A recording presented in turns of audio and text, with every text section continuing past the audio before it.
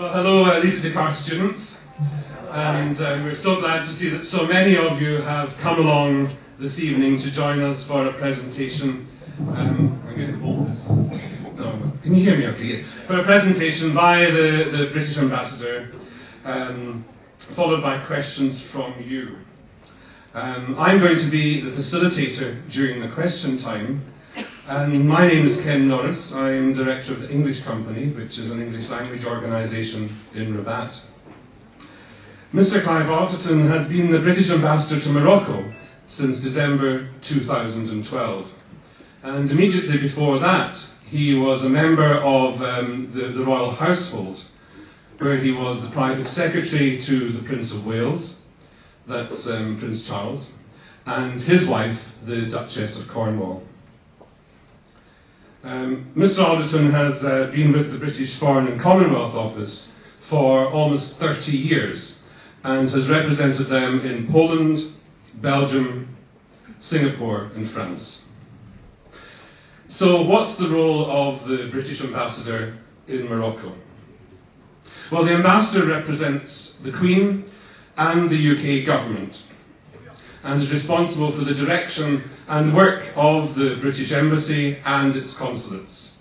And that includes political work, trade and investment, visa and consular services, and press and cultural relations. So let's begin. Ladies and gentlemen, Mr Clive Alderton, the British Ambassador.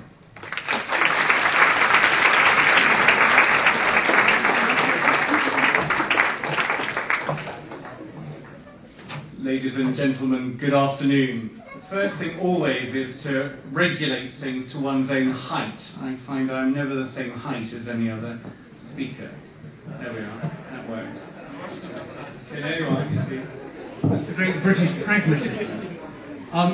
Ladies and gentlemen, thank you very much indeed for this invitation to come and join you this afternoon. It really is a great pleasure to be with you. I always love coming to address student gatherings, and as you know, this afternoon I've been asked to speak about two different things, and I'll try and join them together in a brilliant and seamless way in the middle. You can tell me at the end if you think I have achieved that. The first is to say something about the relationship between the United Kingdom and Morocco, which, as you can see on the slide behind me, stretches back a really astonishing 800 years. And when I say that, people often think I've got the number wrong, but I promise you it really is 800 years. And I'll say something more about that during the course of this speech.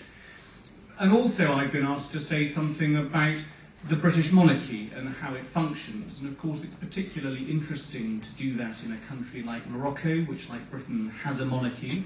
We'll perhaps spend a bit of time together this afternoon looking at some of the similarities of the two systems and some of the differences. Don't worry, that sounds like quite a lot, but I promise you I'm not going to speak for too long. There's nothing worse than having to sit there while I go on and on about things. I want to leave plenty of time for questions at the end. I always think that's the most interesting and stimulating part of these events. It will give us an opportunity to examine, perhaps in a bit more detail, some of the areas of particular interest to you in what I've said. But I hope through those questions I will learn a lot as well. I'll learn about what's on your minds and what you feel about things. So if we can get a bit of a discussion going, I'll be very happy. Perhaps you'd be kind enough to move to the next slide. So as you can see, the UK and Morocco are both monarchies, and there you see the Queen of England, or the Queen of the United Kingdom, who was my boss until the end of 2012, and of course King Mohammed VI.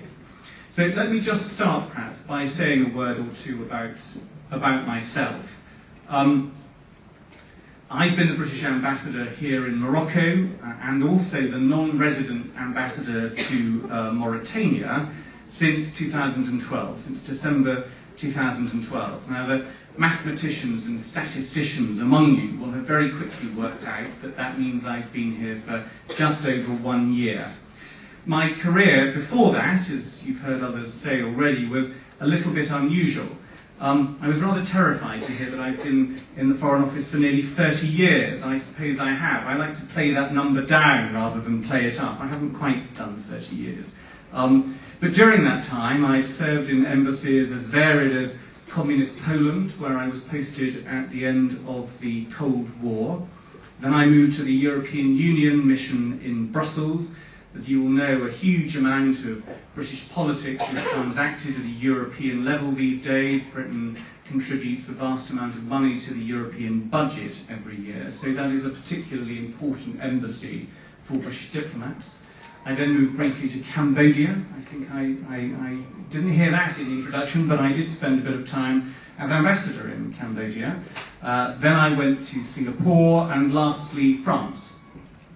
In 2006, I did an unusual thing. I moved from our Ministry of Foreign Affairs, which is called the Foreign Office, to Buckingham Palace, which is our royal household headquarters, where I was the chef de cabinet to Prince Charles, the Prince of Wales, and to the Duchess of Cornwall, Camilla, for nearly 7 years before I was appointed here. To tell you everything, I think when King Mohammed appointed Princess Lala Jumala to be the Moroccan ambassador in London, I think Her Majesty the Queen thought, well, we don't really have any princes or princesses available at the moment, so it'll have to be you. So here I am. We might just move on to the next slide that will just give you some sense of the kind of things that I did in my last job, and we can talk about that a bit more later on. There you can see we did visits all over the world. You can see me with the Prince of Wales and President Obama there in the Oval Office of the White House. With the Pope in the Vatican. You can just see the Duchess of Cornwall in the background there, who was rather smiling. I think she was probably trying to make me laugh, which may not have been very kind in the circumstances.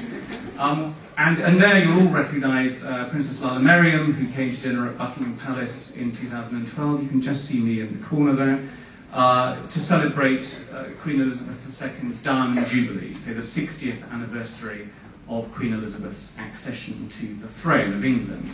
I think that's quite enough about me. You all look still awake, actually, so I regard that as very encouraging. Let me turn first of all then to the very, very long-standing political and economic ties between the UK and Morocco. And I should start here by saying that at a regular meeting of EU ambassadors a couple of weeks ago, several of my European colleagues have observed how remarkable it is that as they celebrate 50, or perhaps in some cases 80 years of ties with Morocco, the UK is celebrating 800 years. It can be quite hard to grasp, I think, what an important duration of time that is. But we can perhaps gain a little perspective if we recall some of the other historically significant events from the same period of the 13th century. As you'll know better than me, and the historians among you will know particularly well, the 13th century was when the Venetian explorer Marco Polo undertook his famous voyages, including to China. Indeed, the Republic of Venice itself was founded in the 13th century. Genghis Khan founded the Mongol Empire, and a fact which will be of particular interest to an engaged and enthusiastic student body like yourselves, is that as books began to be published and distributed, the first reading glasses were invented in Italy in the 13th century. We might just move to the next slide. Now, none of you will need me to remind you that back in 1213, when the UK-Morocco story begins, it was the Almohad Sultan Mohammed Nasser who ruled Morocco, and King John of England was the king in my own country. And I thought that rather than show you one of the boring state portraits of King John, because I'm afraid all our kings look the same up until about the 16th century when they tried to capture a likeness, you might as a child have seen this Disney film that I loved as a child, which tells the story of the wicked King John and the heroic Robin Hood. What's very striking is that it was that very King John who reached out to the Sultan of Morocco to try to forge a partnership between the two countries. And it's very striking that all these years later, 800 years later, the two things that motivated King John in looking to Morocco for friendship and support are not so very different from what motivates me and my embassy now in our mission here, and that is to look for win-win partnerships to promote the security and prosperity of both our people. We'll come back to that theme in a moment. The course of the following 8 centuries after that first contact between King John and Sultan Muhammad has been punctuated with many colourful and dramatic highlights. I say that, of course, knowing that ambassadors are quite skilled at glossing over any lowlights at great speed, but I'm very pleased to report that during our 800 years of history, we've actually got on rather well together. There really aren't many lowlights to gloss over. I might just move to the next slide. Now, there aren't many ambassadors who succeed in being more famous overseas than they are in their own countries. But the Moroccan ambassador to England in the 17th century, Abdul Wahid, was just such a man.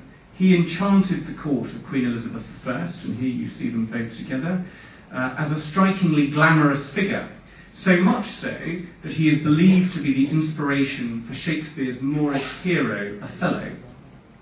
And to give you perhaps a more contemporary example of the traces that the UK and Morocco have left in each other's countries, I suspect many of your parents and grandparents will have at home silverware which you call Manchester. This mark of quality is, of course, the name of one of Britain's largest cities. Manchester was one of the heartlands of the Industrial Revolution, which drove Britain's economic development in the 18th and 19th centuries, making it at that time the richest country in the world, with the largest empire the world has ever seen. It is, of course, no accident that the story of UK-Morocco relations is often seen through the prism of our respective kings and queens. Our status as two of the world's oldest monarchies was the genesis of our relationship back in the 13th century. And to this day, this shared status helps us to relate to each other and, crucially, to understand each other. King Mohammed VI, as I mentioned earlier, has honoured the United Kingdom by appointing my dear friend Lala Jumala to be his ambassador in London. And as I mentioned earlier, it's no accident that I came to Morocco not directly from the Foreign Office, as is usually the case, but from Buckingham Palace. So, ladies and gentlemen, I hope you begin to build a picture about the rich history which binds our two countries. But while the closeness of our relationship has its feet in the past, its head faces firmly towards the future. The figures speak for themselves, and I promise you I'm not going to read out a sort of company report of statistics, but let me just give you 2 or 3 to illustrate what I mean. It's a remarkable fact that nearly 500,000 Britons now visit Morocco every year to enjoy the beauty and hospitality of this great country. Indeed, British people are now the second largest national group arriving at Marrakesh Airport, and you will know that Marrakesh is the most visited city in Morocco, so you get some idea of scale. In the other direction, more than 25,000 Moroccans have adopted the United Kingdom as their permanent home, and we're very proud and pleased to have them. Our trade is now worth more than £1 billion, that's 14 billion dirhams every year, and it extends into every conceivable sector. The economists of you won't need me to remind you that trade and investment are the essential drivers of job and wealth creation. All of you in this room will, of course, have a strong vested interest in securing interesting, stimulating, and well-paid jobs when you leave full-time education. So, if you'll forgive me, I'd just like to linger a moment longer over that question of trade and investment. Now, I mentioned the diversity of our economic ties, and that, of course, presents a dilemma for our two governments in deciding which sectors of the economy to prioritise. As we say in English, if you start by trying to do everything, you often end up achieving nothing. So, looking at how best to build those win-win partnerships I mentioned earlier and that King John was looking for back in 1213, we've targeted 3 sectors for particular attention. The first, you'll all be very glad to hear, is education. This is partly, and obviously, about teaching the English language. If you've looked at job advertisements in Morocco recently, you will have seen that the vast majority now require a good level of English, and indeed they pay a premium salary if you have achieved that level. But what I'm talking about here is also about giving people an alternative way of approaching and solving problems, what is known as the Anglo-Saxon approach. British education is known for its pragmatism and its emphasis on results. A British academic put it to me rather well recently when she said, British people are quite skilled in theory, but they will always want to know, and quickly, who is doing what, by when, and who is paying. When you think about it, that's quite a good formula if you want to translate ideas into outcomes and make a real difference to people's lives. We're seeing huge numbers of Moroccan students applying for visas, say they can include study at one of the UK's world-class educational establishments as a part of a rounded international education. And who knows, perhaps when your own time comes to choose a university or postgraduate training, perhaps you will also want to study in Britain. I would certainly encourage you to think about it. Of course, you already have a huge advantage since you're participating in today's lecture and discussion in English. The second sector that we are focusing on is financial services. Now, there's an old joke, and I apologise to the economists in the room when I say this. There's an old joke that if you ask two economists for their opinion, you get at least three answers. But one thing on which all economists do seem to agree is that the 21st century will see the dramatic economic rise of Africa. Well, here, it seems to me, is a major opportunity for both our countries. The UK has privileged links through the Commonwealth to Anglophone Africa. Morocco has equally privileged links to Francophone Africa. Our governments and private sectors are therefore working very closely together to join forces, building win-win partnerships that will not just benefit the UK and Morocco, but the continent of Africa as a whole. This presents opportunities, for example, for the Casablanca and London stock exchanges to work closely together, and also for the development of the Casablanca Finance City project. The third sector is energy. Next one as well, please. Part of our interest in helping Morocco to develop its hydrocarbon reserves.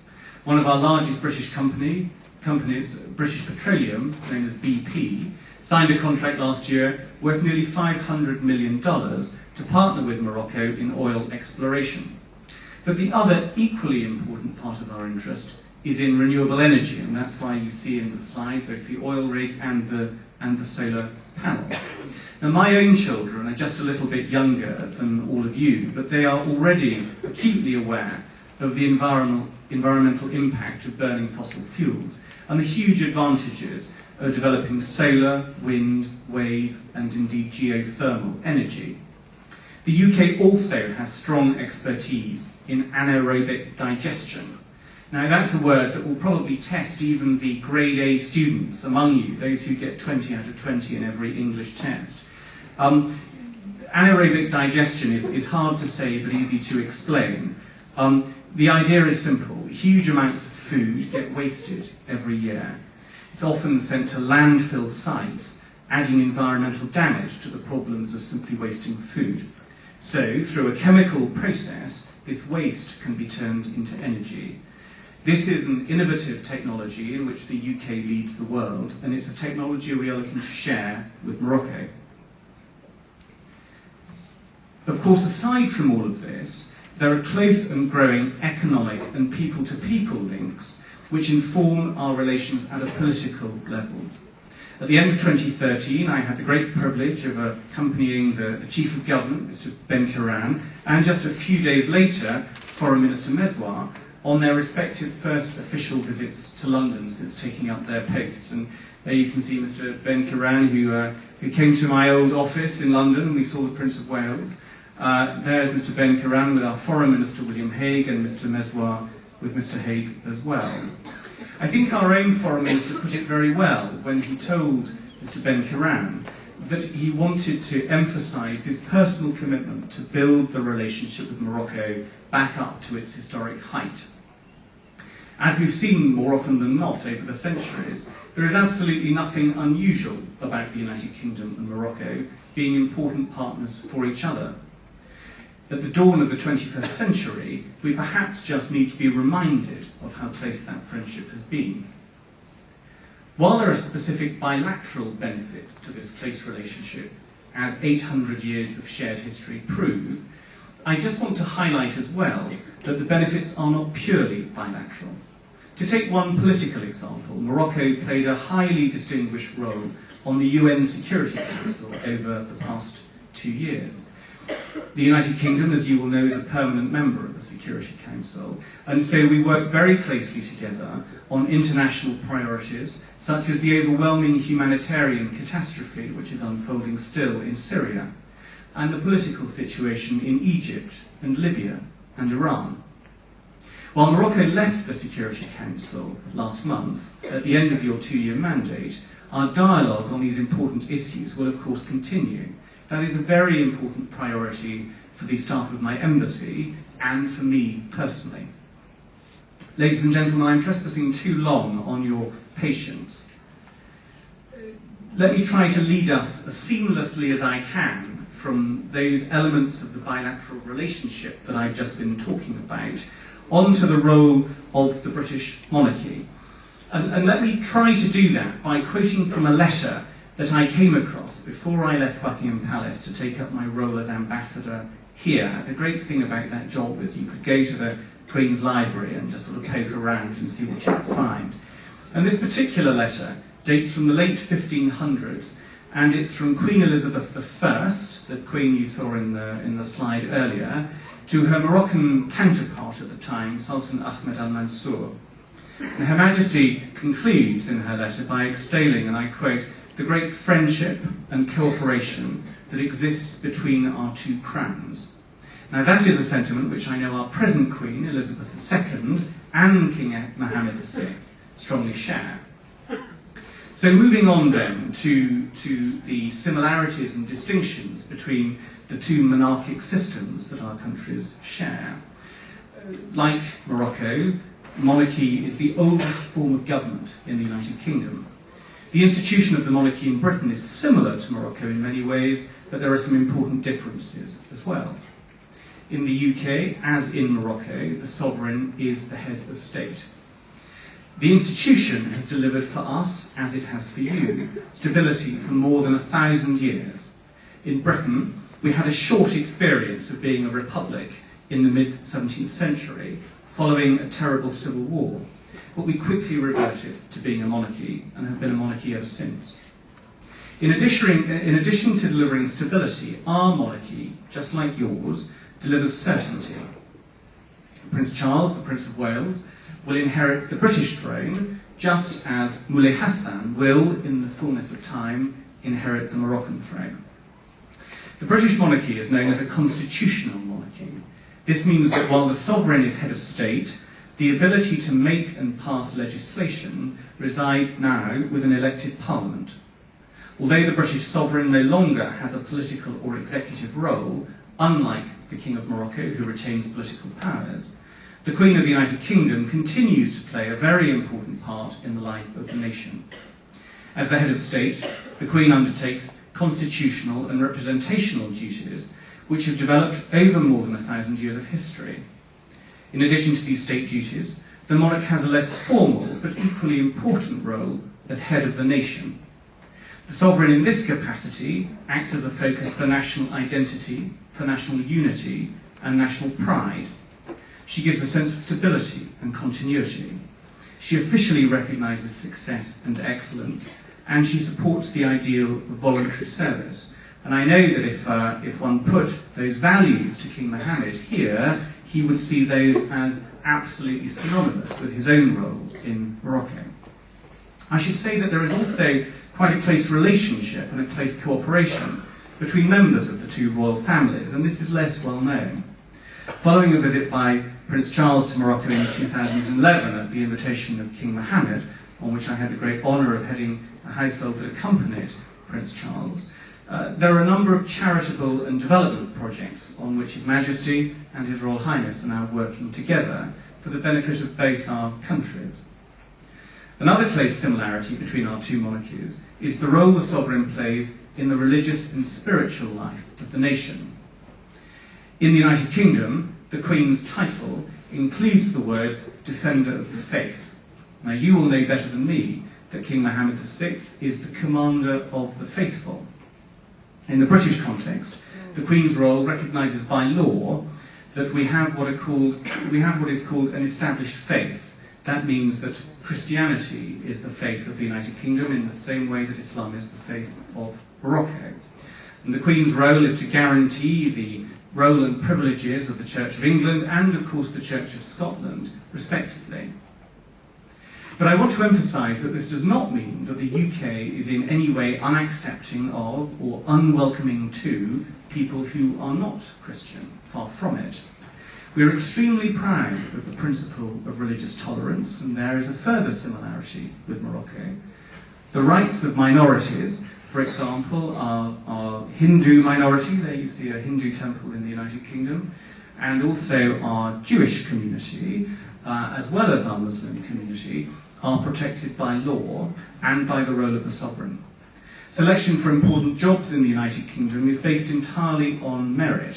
For example, our current Deputy Foreign Minister is a Muslim and a woman. A further point we have in common with Morocco, following your government reshuffle and the appointment of Mbaka Bouaida as Deputy Foreign Minister of Morocco. In closing this section of my lecture, let me just highlight one further important part of the Queen of England's role. In addition to being the Queen of the United Kingdom, Elizabeth II is also the sovereign of 15 Commonwealth countries, called realms, in addition to the United Kingdom. So as you can see on that map, as well as being Queen of the UK, she is also Queen and Head of State of countries such as Canada, Australia, New Zealand, Jamaica, Trinidad. As you can see, it's spread quite diversely across the world. The Queen is also Queen of all of those island dependencies that you see numbered there, places like Bermuda, the Turks and Caicos Islands. I won't read them all out, but there are a further 16 countries there, of which the Queen is Head of State. And lastly, but also very importantly, and very importantly for this particular Queen, she is head of the Commonwealth. The Commonwealth is a voluntary association of 53 countries with which the United Kingdom has privileged historic ties, and you can see that that also covers a very large part of the world, including countries such as Nigeria, Ghana, India, Pakistan, South Africa, to name but a few. Ladies and gentlemen, I hope you found some elements of what I've had to say interesting. And more than anything, I hope I prompted some thoughts and some questions in your minds. If there are questions, I would be very happy to answer them. But as I said at the beginning, I'd be really happy if this turned into something more like a debate or a discussion, rather than just a series of questions from you to me. So please do feel free, if someone says something that interests you, or if I give an answer that interests you, to participate further in that discussion, and we can explore these things a bit further. That way, I say rather selfishly, I will learn as much from this discussion as you will, and there, if I may say so, is one final example of British pragmatism. Thank you very much.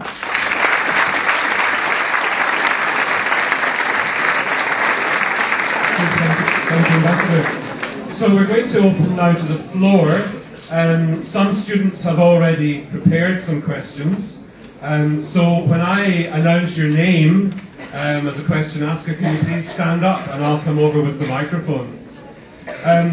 Rita is the first person. Oh, how convenient. Rita is going to ask a question to the Ambassador about the role of the royal family and the media. Hello, I want to know if the royal family can censor any information in the media. Rita, thank you. That's a very good question, and a very timely question, because it's It's very much in the news in the information in the United Kingdom at the moment. The short answer to your question is no. We have a free press in the United Kingdom. There are literally hundreds of stories about the royal family every day.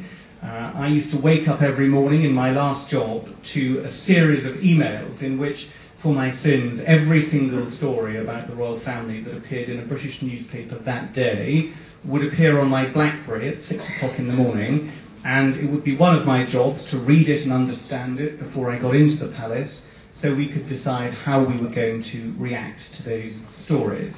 So while the royal family cannot censor any information, there is a body in the United Kingdom called the Press Complaints Commission, and that is the body to which we at the palace, or indeed anyone, can complain if we feel that something has been said and it is not true. And very often, I have to say, we did complain to the Press Complaints Commission because our media, particularly our tabloid media, are rather keen on selling newspapers and not always very keen on telling the absolute truth. So from time to time, we took quite difficult judgments about when to challenge the press in the Press Complaints Commission. There are two exceptions to that general rule. Where there is an issue of genuine security for a member of the royal family, it is possible to reach a voluntary agreement with the press that they do not print anything. And to give you an example of that, some of you may recall that Prince Charles's son, Prince Harry, deployed on military operations 3 years ago now, and it was very important that the media did not know where he was. So we took the step of being open with the journalists about where he was and when he was going to be there. We offered them interviews when he returned, but on condition that they did not print anything until he was safely returned. And for 3 weeks, I think it was, they stuck to that agreement. Then sadly an American press agency broke the agreement and Prince Harry had to return to the United Kingdom. That's one exception. The second exception is on something called freedom of information. And there, any British citizen has the right to request information from the government about how it has reached a decision on a particular issue. And this will be of interest to you because it's something the Moroccan government is looking at, and we're working very closely with the Moroccan government on freedom of information, access to information for the public. The royal family in the United Kingdom have what's called a blanket exemption. That means that if anyone requests information about the private lives of the royal family are able to refuse to disclose that. And that exemption we use from time to time, but that is not a general right of censorship. Thank you. I hope that answers your question. Good, thank you. Yassine now has a question which is about the Queen's role with the British legal system. Yassine. Oh, yes. We'll have to shout otherwise. Hello. I'd like to ask you, does the Queen of England have the power to veto laws? Thank you, Yassine. That's also a very good question. Legally, yes, the Queen can veto laws. But as I said in my presentation, political power is now passed to an elected Parliament. And as a result, the last time the royal veto was used was by Queen Anne in 1708, when we were having some problems with our friends in Scotland, with apologies to Ken. So it hasn't been used since 1708. So yes, it exists in theory, but in practice it's been a very long time since it's been used. Ken's question is something the Ambassador talked about in his lecture. And it's with regard to the British presence in Morocco. So Kenza, here's the microphone. I reluctantly give it to you. Hello. Hello. I'd like to know why does the British government value a diplomatic presence in Morocco? Thank you, Kenza. I think it's a fact, isn't it? And we all know it, that it's much easier to understand people when you know them. It's much easier to do business with them when you've spoken to them, when you've got to know them a bit. of course, it's never going to be possible for British ministers to visit Morocco on a weekly basis. So as long ago as 1213, as you've seen, the idea came to people that face-to-face contact was important. And I think in the modern world, the exchange of ambassadors enables countries to do a few things. First of all, to understand each other much better, because there can be daily contact in a way that there can never be if you don't have a permanent presence. You can also, of course, get to know all the key decision makers and understand a bit more about why they are planning to do what they're planning to do. And out of that, you can look for those win-win partnerships that I was describing earlier, be it on the economic front, be it on the political front, or be it on any of the fronts that I've mentioned. So I think it's really about having a permanent presence so that you can get to know each other rather than just visit maybe once or twice a year, when there would be less trust and less confidence in those conversations. Our next question asker is Sumaya. Sumaya, thank you. Sumaya has a question directed at the Ambassador. Hello, I would like to know, as Ambassador, what are your objectives for your time here in Morocco? So that's a very good question, isn't it? There's a great word in English which I encourage you all to use in your essays, which is alliteration. It is regarded as very stylish if you can alliterate. So I would say that my priorities are 3 P's: politics, prosperity, and people. When I talk about politics, I'm talking about that close contact we were discussing earlier on issues like the UN Security Council. You will have seen from the news the big summit that's happening this week in Geneva to try to bring an end to the terrible situation which has been unfolding in Syria, the humanitarian catastrophe which the Syrian people are having to live with. Also to look together at what is happening in Egypt and in other countries around the world not in this region. So that's politics. On prosperity, I talked earlier about job creation, wealth creation. Young people like you, when you leave full-time study, will want and expect to get a job. And one of the ways that governments can help to create jobs, to create wealth, is by putting together partnerships where companies go into business with each other and expand, thus expanding the economy, thus creating jobs for very bright, talented young people like yourselves. So I'd say that's the second P, around prosperity. And then the third P on people. In a sense, bilateral relationships are all about exchanging people. It's all about the flow of people across borders, promoting understanding across the boundaries of religion, across the boundaries of culture. We have a particular responsibility in the embassy called a consular responsibility, and that is about protecting British people who come to Morocco, who perhaps get themselves into trouble, perhaps they might get arrested or have an accident. So that's a very important part of the job as well, encouraging Moroccans, all of you, to go and visit the United Kingdom if you haven't done so, perhaps even to study there, as I said, one day. But also encouraging British people to come here. As I mentioned earlier, 500,000 British people now do that every year on holiday. Now, Jalil has a question for the Ambassador. Where's Jalil? About the royal family's involvement with social media. Hello, Mr. the Ambassador. Hello, everybody. I'd like to know how have the royal family embraced social media? Thank you very much, Jalil. It's a very timely question as well. One of the big debates we had during my time at the palace was whether the Queen should be on Facebook. And you won't be surprised to hear that not everybody leapt up and said, yes, that's a really good idea. But quite a few of us did. And when we thought about it, we felt that in fact it would be very important to try to connect this ancient institution with young people. And as a result, you can try it yourself. If you go to royal.gov.uk, you will find that the Queen has a website. She's on Facebook.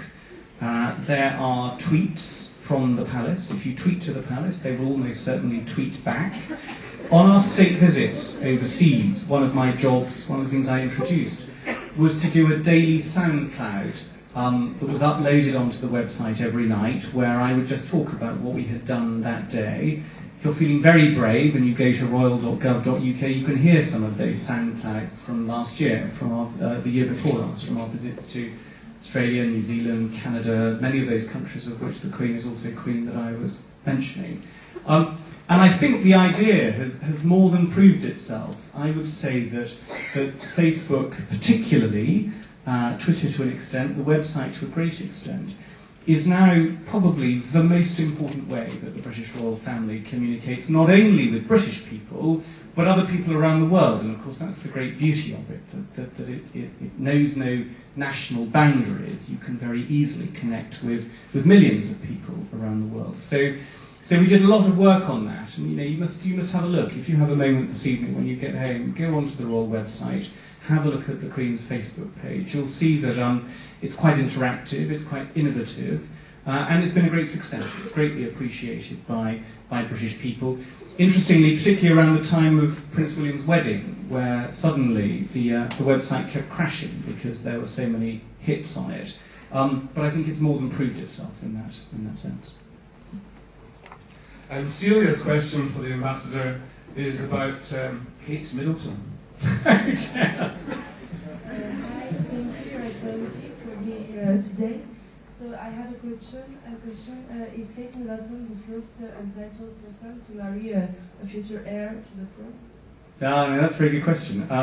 She's not, is the answer. I'd say there are sort of 3 stages of evolution of royal marriage in Britain. In the Middle Ages, marriages were largely political, and so our kings married foreign princesses in order to secure political alliances with other countries, in order to bring peace and prosperity to what was then England. The idea of choice in marriage evolved quite slowly, although I mentioned Elizabeth I earlier, who was queen throughout the 1500s. You saw a picture of her earlier. She famously refused to marry anyone. Her private secretary, and I pity him, he must have had a hell of a time with her, constantly encouraged her to get married to various foreign princes of Spain or France in particular, and she constantly said no, and she died without ever having married. The idea of choice evolved very rapidly after the First World War, which we're commemorating the centenary of this year. And the First World War in Britain was a moment of rupture. You can almost draw a line and look at all that happened socially before the First World War and then everything that happened socially after the First World War, because it brought about such tremendous change, much of it for good, but much of it from the horror and the loss of the First World War. What that war brought with it as one of its byproducts was a fundamental shift in Britain's traditional alliances. There had been a very strong traditional alliance with Germany. After the First World War, for obvious reasons, that was no longer possible, and so suddenly it became possible to look to other places to find your bride if you were going to be the King of England. If you consider, for example, the present Queen's mother, she was Scottish and a commoner, Elizabeth Bowes-Lyon.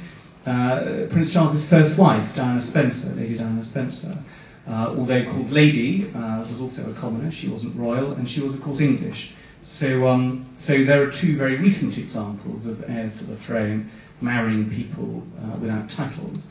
It's worth just completing that by saying that now princes and princesses are completely free to marry as they wish. Nobody suggested to Prince William who he should marry. He told us when he was ready, and he made a very good choice. Okay, Julian has an interest in bilateral projects. Good afternoon, Your Excellency. Good afternoon. That's a good bit of research. Well done. What development projects are Morocco and the United Kingdom working together on? Thank you. Thank you very much. There are 3 elements to this. The first is a multilateral element. The EU funds around $200 million worth of development projects in Morocco every year. And it's worth remembering that 11% of the EU's budget is paid by the United Kingdom. Each member state of the United Kingdom pays a contribution, pays an agreed share of the budget. So 11% of everything the EU spends in Morocco is in fact paid for by the United Kingdom. In addition to that, under a similar formula, the UK pays 7% of the United Nations general budget. So any UN projects in Morocco that are funded from the general budget, 7% of that will have come from the United Kingdom. And those projects, as you will know, because we all see the signs as we travel around this country, are focused on rural development, transport, democratic reform, the role of women, the role of the family. So that's the multilateral context. Then, of course, there is the bilateral context, where the United Kingdom, of its own volition, spends a further $120 million over the current 4-year period. That's through something called the Arab Partnership Fund, which was launched by our foreign minister back in 2011 when he came on a visit to Morocco. That's focused mainly on democratic reform. I mentioned earlier the question of freedom of information, access to information. That's one of the projects on which we're working. Another, for example, is with Mustafa Khalfi's ministry on government communications, to explain how we go about government communications in the United Kingdom, not because we think we have all the answers, far from it, but if there is in our long history some element of experience or expertise which could be useful to Morocco, then of course as good friends and as good partners we're very happy to share it. And then the third element of development work is the royal projects. I mentioned earlier the projects on which King Mohammed and Prince Charles are working together. They, of course, both share a very strong interest in social development, in the environment, on youth unemployment, and sustainable urbanism. And so those are the areas which are being targeted for those projects. I hope that gives you some idea. Sana now has a question for the Ambassador about the royal family and society. Hello. I would like to ask you what social issues are of most concern to the royal family, like you, Very good. It's catching on now. You see, you started a trend. Well, I think I mentioned some of them just now. So, social development, the environment, youth unemployment, sustainable urbanism. Prince Charles, to take one example, is the patron of about 450 different charities in the United Kingdom. And it's much more than just being a name at the top of a letter. He actively engages in all of those charities. The best known probably is one called the Prince's Trust, which he set up himself when he left the Navy when he was in his 20s. He was given a small pension by the Navy and quickly decided that being a prince he probably didn't need that money very much. So he gave it to found a charity which would tackle youth unemployment. And since then, I think I used to know the number. It's something like 300,000 businesses have been started with small loans from this charity. So if you've got a good business idea and you can't get a loan from a bank, perhaps because you've been in prison, for example, the royal family worry very much about people who fall through all the social safety nets. If you've been turned away by the banks and by everybody else, you can go to the Prince's Trust. They will give you probably quite a small grant, but it will be enough to buy some stock, perhaps to employ some people. They will also give you a business mentor that will help you to set your company up, and that will follow you through the first 3 years, because all our experience shows that if a company is going to fail, it will probably fail within the first 3 years. And as a result, I think the number of bank loans which are repaid by the people who are supposedly at good risk is something like 60% from people starting new businesses. The Prince's Trust repayment rate is 80%. So these people who are regarded as the worst risk, when you show confidence in them, actually turn into the best risk. And I think if you said to the Prince of Wales or to the Queen, what are the projects that the family are the most proud of, that would be one of them, because it's connected with so many people who had no hope and now have every hope. Tahar has an interest in the royal family's holidays. Good afternoon, everybody. Good afternoon, sir. You just talked about 500,000 people who come to Morocco every year. So my question is, what about the royal family? How often does the royal family visit Morocco? Thank you. That's a very good question to have. Well, on a holiday, I wish I could say often. I don't think they've been very often on holiday. What they have done quite a lot over the years is come on official visits, which of course are working visits. They're not about sitting on the beach, sadly. I know that the Queen came in 1980 because she planted a tree in my garden, which is now so huge that I worry every day that it's going to fall over. Indeed, the Queen invited my wife and me to go and see her in July, and the first thing she asked me was, "Have you killed my tree yet?" So I was able to say, no, I haven't killed the tree. More recently, I mentioned in my speech, Prince Charles visited. We did a big official visit here in 2011 in March, right at the height of the so-called Arab Spring. And I remember at the time there was a big question about whether we should postpone that visit given the uncertainties that were going on. And I also remember our saying from the palace, and the government saying as well, that Morocco is a good friend to Britain and we should show solidarity. We should not cancel a royal visit, which of course is what the press would have loved. We should go ahead with this visit and make a success of it in order to show that Morocco was going to come through the Arab Spring in a very stable and solid way, which of course you did, and so our faith was more than repaid. And I think that's quite a good example of where a royal visit can send a very powerful message. I remember the newspapers in Britain at the time, before we got on the plane, all saying that we were making a mistake by going, that we shouldn't be going to Morocco at that time. And when we came back, the reporting had changed completely. They were all saying that this had been the right thing to do and that the visit had been a success, and Britain's confidence in Morocco was well chosen. So I think there's a good example of where a royal visit can help in terms of public presentation of what, as you'll know better than me, was a very sensitive and difficult political issue for the whole region at the time. Isa has a tax question for the ambassador. I've paid, honestly. I've definitely paid all my taxes. Hello. I wanted to know if the royal family have to pay tax, and if so, why? Thank you, Isa. The answer is yes. Again, there was a big debate about this in the United Kingdom.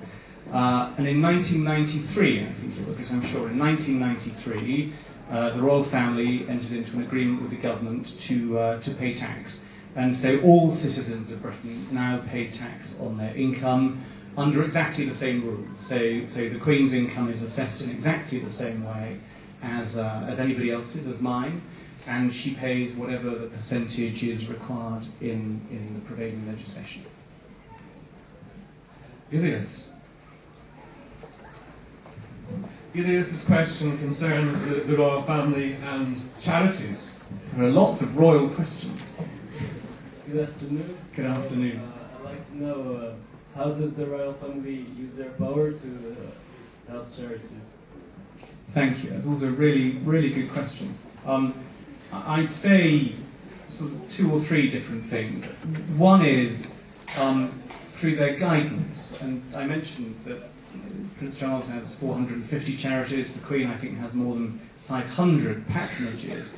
And of course, by attending their meetings over the years, you build quite a good experience of what keeps charities running, the kind of dangers that they will face, the ideas that have been tried and worked, and the ideas that have been tried and have not worked. And so I think there's a very important element of guidance, of them saying, I wouldn't try that if I were you, because I've seen other people try that and it hasn't worked. So that's one thing. The second thing is in raising the profile. If you have a royal patron in Britain, as I'm sure is the case in Morocco as well, first of all, it tells everyone that you're a respectable organisation, and if they give their money to you, then that money will be well spent. And you can demonstrate through statistics in Britain that charities that have a royal patron or strong royal engagement do better than at fundraising than other charities. I think the last thing I'd highlight on that is is making connections between people who can help each other. I saw very often the heads of charities coming to see us, discussing a problem, and very often the Queen or the Prince of Wales would say, well, there's another charity that's going through exactly that problem, but it's maybe 6 months ahead of you in dealing with it, so why don't you ring them and they will explain to you what they've done, and then you can decide if that is the right thing to do or not. So just to summarise, I think there's an important role in offering guidance, there's an important role in raising profile, and there's an important role in fundraising, of course, as well. Now, Yusuf wants to know about whether the Queen locks her front door or not. Hello, first of all, I'd like to ask, I'd like to know on what occasions does the Queen have the power to refuse the visits of heads of state? It's a very good question. Well, there is a process by which visits by heads of state are agreed. There's a committee called the Royal Visits Committee, on which I used to sit, the Queen's Private Secretary used to sit, and our Foreign Minister, as representative, would sit as well. And I think it was 3 or 4 times a year, and I've certainly forgotten now how often we used to do it. We would sit down with a map of the world, and we would discuss very openly where Britain's key priorities were, who had visited recently, who hadn't visited recently, and where invitations should be extended. There are 4 state visits a year, 2 inwards and 2 outwards by the Queen. The Prince of Wales undertakes 2 regional tours a year, so he will go to, for example, Australia, New Zealand and Papua New Guinea all at once, because if you're travelling that far, you should do that all together. And then other members of the royal family will undertake separate ad hoc visits to foreign countries. So again, to summarise, it never really gets to a stage of refusing something, because everything is discussed very openly in advance, everyone's views are considered, and then an agreement is reached between the palace and the government about who's going to be invited, and it works very harmoniously. I can honestly say I don't think there was ever a fundamental disagreement where the government wanted something and the palace didn't, or indeed the other way around. We very quickly reached agreement with each other. Junana has a question about sexual equality. Hello. I would like to know, in the British monarchy, are both sons and daughters of equal importance as heirs to the throne? Yes, they are. And that's a very topical question as well. If you had asked me that question 2 years ago, I would have answered no. I would have answered that if you are the king or the queen and you have a daughter, then the daughter will only succeed to the throne if there are no subsequent boys born. That changed last year, and new legislation was brought in to create complete equality between girls and boys. So for the first time, Prince William and Catherine's first child was destined to become the sovereign, whether it was a girl or a boy. In the past, a girl would have been displaced. It's just worth highlighting just how complicated that was to achieve. As you saw on the slides earlier, the Queen isn't just Queen of the United Kingdom, she's also Queen of all those other realms, Australia, Canada, New Zealand, all those islands that you saw, and the head of the Commonwealth. And all of those realms, all of those islands had to be consulted, because the legislation to bring about the equality for the future King or Queen of England had to be paralleled by similar legislation in all of those other countries, so that the future King or Queen of Australia could be a girl or boy, or Canada or New Zealand. And that, of course, turned into a very complicated thing to do. It required very close consultation between all of those countries, and we saw there were lots of them. But by last year, they had all passed the necessary legislation in order that their future head of state would be whatever Prince William and Catherine had as their first child. Of course, then, just to sort of show us all who was in charge, they had a boy anyway, so it wouldn't really have mattered. But at least it's resolved now for the future. So our last prepared question from the floor is from Nizar. And Nizar has a more personal question for the Ambassador. So my question is more about your personal experience here in Morocco, and I would like to know what you enjoyed the most during your time here. No, well, what a great question to end on. Thank you. Well, goodness, I could talk for a very long time on that. It's probably worth saying, actually, that when I came here with Prince Charles to stay with the King in 2011, to tell you everything, I did slightly think to myself then, if ever I left the palace, I'd quite like to be British Ambassador to Morocco. So I did spend a bit of time thinking about this. And I have to say, I'm delighted with the choice that I made. The reason I wanted to come here was, first of all, I think it's a country which is fascinating. Like us, it has an ancient history. There are many things that we share. And that means as an ambassador, you can get a lot done. You can make a lot of projects happen. Hopefully, you can help a lot of people. And you can help a lot of companies for the benefit of both countries. So on a professional front, it's a very rewarding job to be doing. On a private front, it's also a fantastic job to be doing. You'll know better than me how easy it is to travel around this country, how diverse it is. I set myself an objective when I first arrived to travel as much as I could. I heard so many of my ambassadorial colleagues say, oh, well, it's a great country, but you never get to see it because you're always stuck in Rabat doing meetings and opening things and goodness knows what and giving speeches. And I thought to myself, well, it doesn't have to be that way. And so I set aside a period of time each month during last year to try to visit as much of the country as I could. And I'm proud to say I've been as far and wide as the obvious ones, Tangier, Marrakesh, Casablanca all the time, obviously, but also to Er Ashidia. I took my children camping in the desert between Zagora and Shagaga last Easter. I think it rather shocked everyone when we sort of turned up and slept in a tent at night, but it was terrific. We loved it. My children will tell you it was one of the best holidays they ever had. I'm a very keen photographer, and so this is a fantastic country to photograph. My wife is a professional artist. It's a fantastic country to paint. So we have a terrific time here. I've also taken on some patronages myself, it's worth saying. One of them is I won't go through all of them, but one of them that I'm very proud of is a charity across the country that looks after working animals. So when you go to Marrakesh and you see the calèche, you look at the horse's legs, you will see a little anklet around the horse's leg, and that shows that the horse has been properly looked after by the charity of which I'm patron. And we encourage all the guidebooks to say, when you go to Marrakesh, please make sure that you take a calèche where the horses have been properly looked after. And if you see a horse that hasn't, please tell the owner that you're not going to use that calèche, and that's why. Another one I'm very proud of is a charity that is providing education to Berber girls in the High Atlas.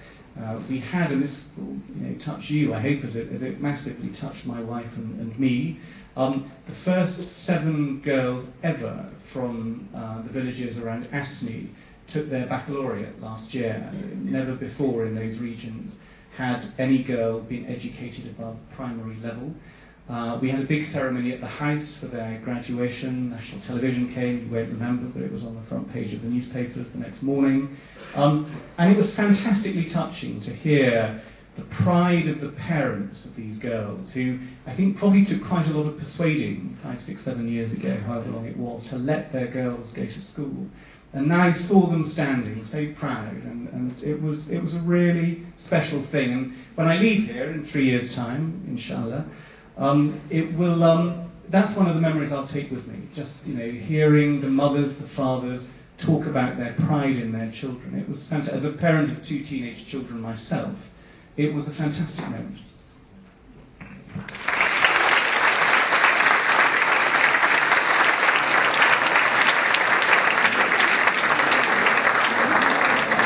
Well, we've come to the end now of our question session, and just before I hand over to Dunia, we would like to thank you for being our audience. We would like to thank Mr. Joseph for inviting us and hosting the conference, and we would like to thank your teachers, Mrs. Latas and Mrs. Shakespeare, for organising the event. So I'm going to pass you over to Julia for some more. Could I just say one last word of thanks from myself and from my heart, and that is to say, I do a lot of these speeches. I was hugely impressed by the level of English that you all have. The fact you were able to follow the speech was very impressive, and I was watching to see who was following. It looked as if you all were, so I really congratulate you for that. It's not easy to do that. I thought the level and of the questions that you asked and the thought you had put into them was also very impressive. I do a lot of these speeches. I don't think I've had a more engaging question session anywhere. So I would like to thank you very much for coming, for participating. I'm sorry if I've kept you from your dinner, but it's been a fantastic opportunity for me, so thank you all very much for doing it.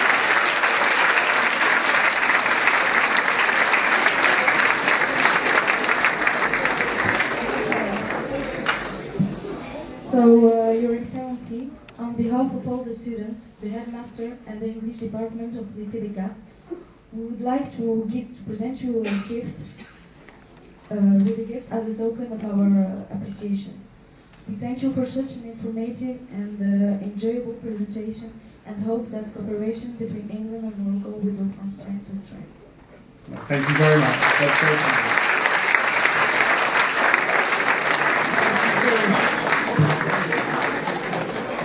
Donc, il est prié aux 14 élèves qui ont posé des questions de bien vouloir nous rejoindre sur scène.